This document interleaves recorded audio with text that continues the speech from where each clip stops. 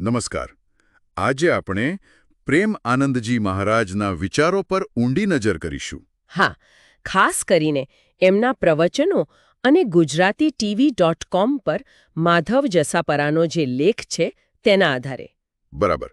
આપણો હેતુ એ છે કે મહારાજજી સફળતા, કર્મ અને આજના જીવન વિશે શું કહે છે તે સરળ રીતે સમજીએ. ચોક્કસ.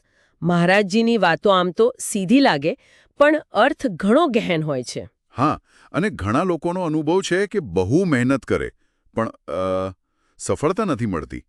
ક્યાંથી શરૂ કરીએ? બિલકુલ. આ વારંવારની નિષ્ફળતા જે છે ને, હા. મહારાજજી કહે છે કે એનું કારણ ખાલી આપણા પ્રયત્નોની કમી નથી. અચ્છા, તો પછી શું? એમનું કહેવું છે કે પૂર્વના કોઈ પાપ કર્મો એ નડતરરૂપ બને છે, એટલે ભૌતિક પ્રયાસો પૂરતા નથી થતા. ઓહ, એટલે કોઈ અદૃશ્ય અવરોધ જેવું. તો આનો કોઈ આધ્યાત્મિક ઉપાય ખરો? હા, ચોક્કસ છે. મહારાજજી પાપ કર્મના નાશ પર બહુ ભાર મૂકે છે. એના માટે આધ્યાત્મિક પ્રયત્ન જરૂરી છે. જેમ કે એમણે ખાસ કહ્યું છે, રાધા રાધા નામનો જપ રોજ ઓછામાં ઓછો 500 વાર અને લાંબા સમય સુધી. 500 વાર રોજ, લાંબા સમય સુધી.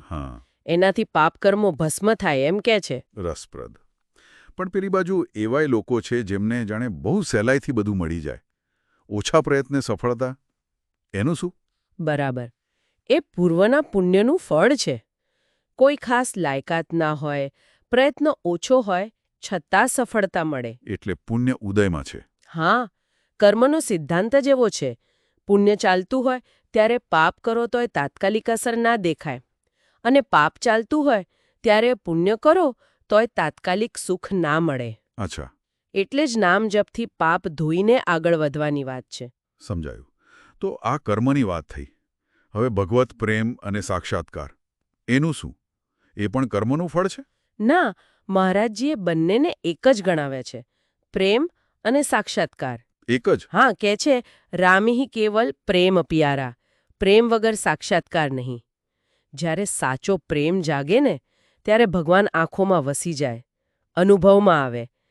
એ પ્રેમનું પરિણામ છે, કર્મનું નહીં. તો પછી સંત દર્શન, સત્સંગ, એનું શું મહત્વ? એનાથી ભાગ્ય બદલાય? સંત દર્શન અને સત્સંગ ખૂબ જરૂરી છે. એનાથી પાપ ઘટે, ભગવાનમાં રુચિ વધે. હા.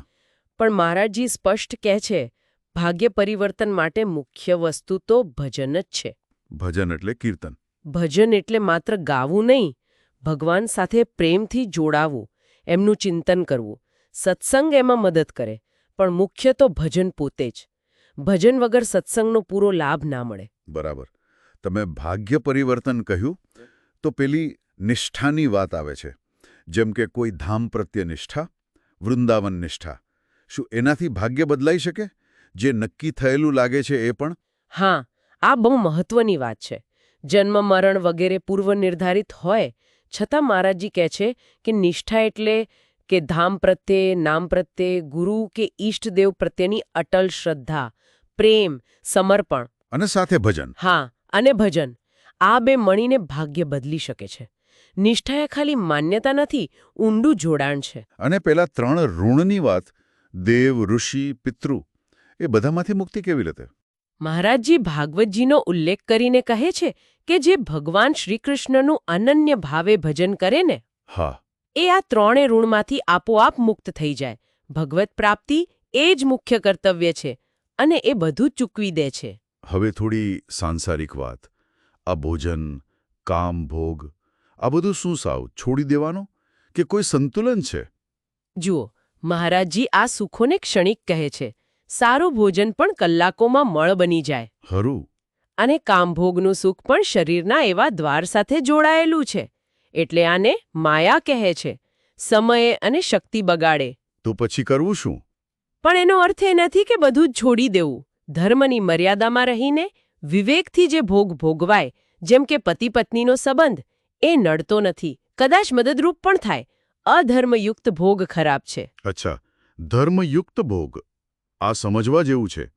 હવે આજના યુવાનોની સમસ્યાઓ, ભવિષ્યની ચિંતા, નશો, વ્યભિચાર, જવાબદારીઓથી ભાગવું, આ બધાનું મૂળ શું? એક જ મૂળ, અધ્યાત્મનો અભાવ. જ્યારે જીવનમાં કોઈ આધ્યાત્મિક પકડ ના હોય ત્યારે મન ભટકે, ઇન્દ્રિયો ખેંચે, એટલે યુવાનો ખોટા રસ્તે જાય. અને ઉકેલ? ઉકેલ પણ એ જ, અધ્યાત્મ અપનાવવું, નામ જપ, સારું આચરણ અને ખાસ યુવાનો માટે બ્રહ્મચર્ય. પણ બ્રહ્મચર્ય આજના જમાનામાં એ કેટલું વ્યવહારુ, ઘણાને એવું લાગે. મહારાજજી બ્રહ્મચર્યને ખાલી શારીરિક ક્રિયા નથી ગણતા. એ એક માનસિક સ્થિતિ છે, ઊર્જાનું સંરક્ષણ છે. એમ? હા, એનાથી જે અંદરની શક્તિ આવે, મનની સ્પષ્ટતા આવે, પોઝિટિવ વિચારો આવે, એ જ શક્તિ યુવાનોને નશા, ખોટા સંબંધો, હિંસામાંથી બહાર કાઢે છે. એ અવ્યવહારુ નથી, પણ અત્યારના પડકારો સામે લડવા માટે જરૂરી તાકાત આપે છે. અધ્યાત્મ વગર સાચો સુધારો અઘરો છે. બરાબર. અને અંતે ભક્તિ અને પૂજા, એમાં શું ફરક? બહુ સરળ. જ્યારે પૂજા સાચા ભાવથી, ભગવાન માટેના પ્રેમથી થાય, એ જ ભક્તિ. અચ્છા. પછી એ પૂજા પાછળ ઈચ્છા કેવી છે એના પરથી પ્રકાર પડે. પૈસા માટે તો અર્થાથી, દુઃખ દૂર કરવા તો આર્થ, અને બસ ભગવાન રાજી થાય એ માટે કોઈ ઈચ્છા વગર તો એ વિશુદ્ધ ભક્તિ. ભાવ મુખ્ય છે. ખરેખર ખૂબ જ ઊંડાણપૂર્વકની અને વિચારવા જેવી વાતો છે. એક સવાલ મનમાં થાય કે આજના આટલા ઝડપી ભૌતિક યુગમાં નામ જપ, નિષ્ઠા, બ્રહ્મચર્ય આ બધું જીવનમાં ઉતારવું કેટલું શક્ય છે? અને શું સાચો આનંદ, સાચી શાંતિ ખરેખર આ રસ્તે જ છે? ચોક્કસ, આ વિચારવા જેવો મુદ્દો છે. આજે આપણે પ્રેમ આનંદજી મહારાજના ઉપદેશોમાંથી કેટલીક મુખ્ય વાતો સમજવાનો પ્રયત્ન કર્યો. ખાસ કરીને ગુજરાતીTV.com પર માધવ જસાપરા દ્વારા જે રજૂઆત થઈ છે તેના આધારે કર્મ, ભક્તિ, ભાગ્ય અને આજના પડકારોના આધ્યાત્મિક ઉકેલ વિશે. આ વિષયમાં વધુ જાણકારી અને અપડેટ્સ માટે ગુજરાતીTV.com અને માધવ જસાપરા સાથે જોડાયેલા રહી શકાય. જો તમને આ ચર્ચા ગમી હોય તો જરૂર લાઇક કરજો, બીજા મિત્રો સાથે શેર કરજો અને અમારી ચેનલને સબસ્ક્રાઇબ કરવાનું ના ભૂલતા. આપનો આભાર.